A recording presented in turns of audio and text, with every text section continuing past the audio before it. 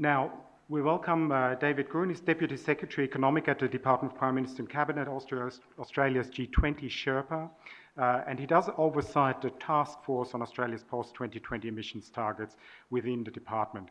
He previously held a number of senior positions with Australia's Treasury, the Reserve Bank, and other organisations, and may I add, one of his several PhDs is from ANU. Welcome, David.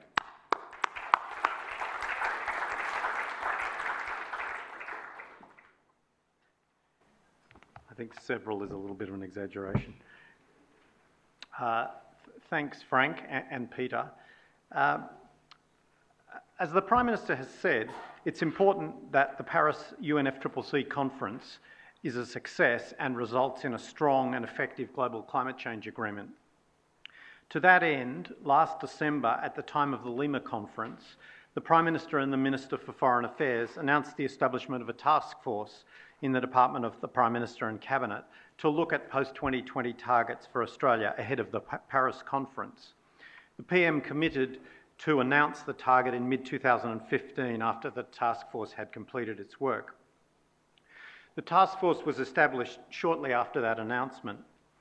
High-level guidance is being provided by a group of ministers, which includes the Prime Minister, the Minister for the Environment, Minister for Foreign Affairs, Minister for Trade and Investment, and the Minister for Industry and Science. The task force is drawing on expertise from across the government. There are 12 people working in the task force, which includes secondees from across the public service, but particularly from Environment, Foreign Affairs and Trade, Industry and Science and the Treasury, as well as input from other departments when needed. I chair the steering committee oversighting the work of the task force. We are, of course, mindful of the rich seam of climate policy knowledge that lies outside the public service and of the multiplicity of views in the community on this issue. And so we are consulting outside government with a range of interested people, including business, industry and academia, as well as the states and territories. Indeed, the task force has already engaged with many of the people in this room, and we would welcome meeting any of you who would like to make a contribution. Furthermore, a formal public consultation process has been planned and will kick off shortly. This task force is a coordinating task force. Its primary purpose is to coordinate a review that will propose to government possible post-2020 targets for Australia. In coordinating the review, the task force is working within the rules and timetables set out by the UNFCCC, which Peter has just outlined. The review will consider a range of issues relevant to setting the target. These, of course, include our national circumstances and factors that help or hinder achieving a given quantum of emissions reductions. These factors include Australia's unusual economic structure and projected economic growth, resource endowments, geography and demography. Obviously, Australia's population growth, already high when compared to other developed countries, is likely to remain so well into the future.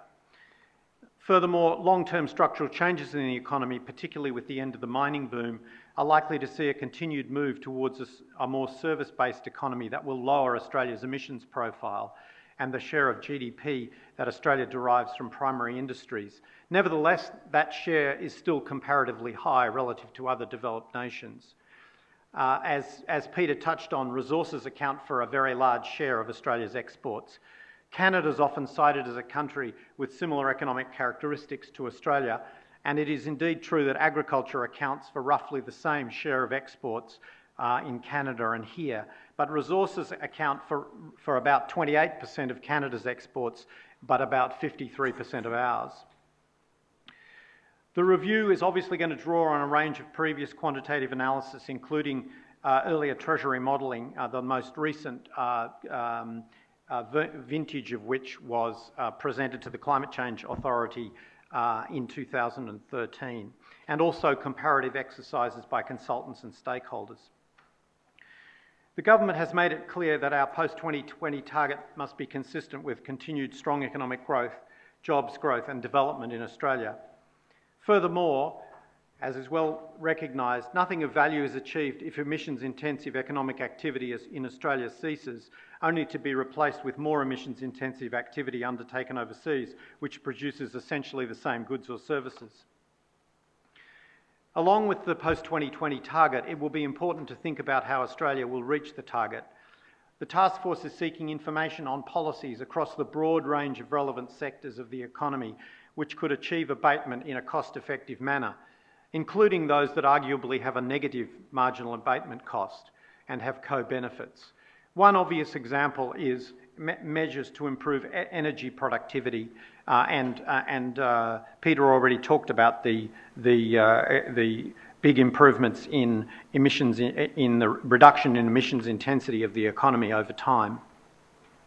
There are many other examples of policies, and indeed the task force is looking at a broad range of policies with a fresh perspective and is not ruling anything out at this stage. In conclusion, I'd like to emphasise that the UNFCCC task force in Prime Minister and Cabinet is keen to hear views and ideas from across the community, and as I said, we're planning a call for public submissions shortly. Finally, let me thank Frank for providing me with an opportunity to speak to you today, and I look forward to learning from you all this afternoon. Thanks a lot.